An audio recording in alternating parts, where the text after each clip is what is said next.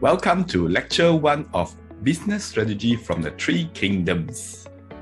To begin with, let's introduce about myself. So you see, I'm trained as an accountant with an MBA from UK. Many people call me AndyTheCoach. I have more than 36 years of professional experience, and my last job was with this manufacturing company called Strategist International. I was the head of finance and human resource. So since the year 2001, I've been doing training coaching for individuals, companies, corporate and government sectors. I'm also the trainer for the Sun Tzu Art of War 36 Stratagems and also Yijing Management. So in the private life, I am a member of the Association of Professional Trainers Singapore, and also has been a Lions Club International member since the year 2004. I have 3 grown-up children and 1 wife, and also 1 cat, right, as you can see from here, right? I'm very proud to say that I'm also the author of the world's first and only practical book on WeChat marketing called Practical WeChat Marketing. You can actually get this book at Amazon, and I also will do a personal autography of this book when you purchase this physical book from me. If you require an ebook, there is a cheaper version of the ebook. So let's begin the story. China was united the first time under the Qin Dynasty, but then it lasted only 15 years, followed by the Han Dynasty. Han Dynasty lasted total 400 years, and it actually established the boundaries of China that's more or less equivalent to modern China today. At its peak, it has a population of 60 million, and this is considered a golden age of China. However, all good things come to an end. From the year 88 onwards, young emperors start succeeding one after another. In fact, there was even one emperor as young as 1 month old, and he actually ruled for 1 day. So as you can imagine, when the emperor is so young, he cannot do anything. So the control and power lies with his mother or his grandmother. And of course, these women, they also need their relatives. The relatives could be generals or some court officials. So basically, there are 2 powers. One is the emperor's mother's side. And when the emperor grew up, he wants to get back power. So what did he do? So he connect people closest to him. To the emperor, the people closest to him are the eunuch. The eunuch are the castrated men who serve in the palace. So there were 2 major factions. They were fighting one after another.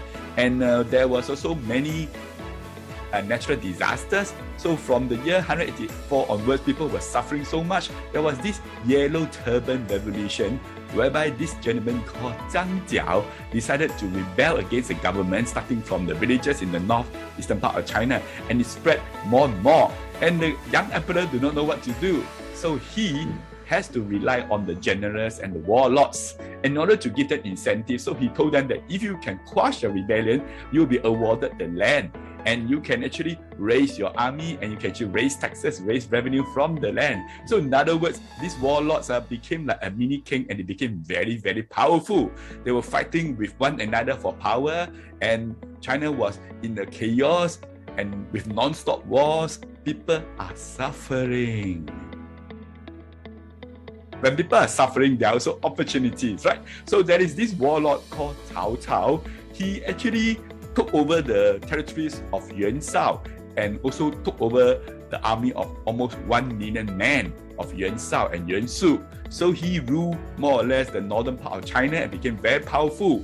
He also saved the young emperor called Liu Bei from being pursued by the remains of the Yuan Shao people, right, and those Dong Zuo people.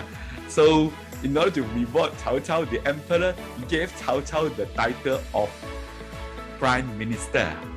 So when Cao Cao became the Prime Minister, he was very, very powerful. He started to control the emperor, and very soon he held the emperor hostage. In other words, the emperor was like it's worse than a puppet. The emperor had no privacy, has no life. Everything he has to listen to Cao Cao. So this Cao Cao holds the emperor hostage and command the warlords. People are very unhappy about this, and they want to do something about this. There is this gentleman called Liu Bei. Liu Bei is a distant uncle of the current emperor. His father died when he was young and left him poor.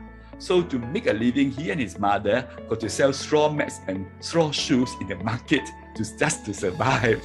And incidentally, in the market, he met 2 very capable fighters. These two gentlemen, one is called Quan, the other is called Zhang Fei. So the three of them felt that they actually can click very well.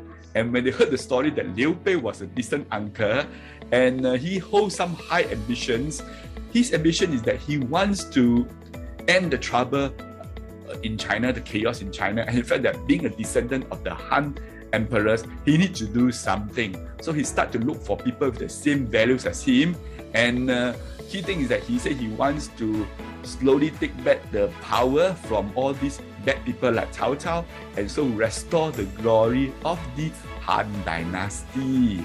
So the three of them, Liu Bei, Guan Yu, and Zhang Fei, they went to a blossom tree, many blossom trees, the garden, and then they vowed that they will become sworn brothers. By becoming sworn brothers, it means that they are not born in the same year, same month, same day, but they vowed that they would die on the same year, same month, and same day. That also started the trouble. Ladies and gentlemen, the story of the three brothers is very touching, and together they start to do many things. And what are the things that they do? Let's watch out in the next lecture.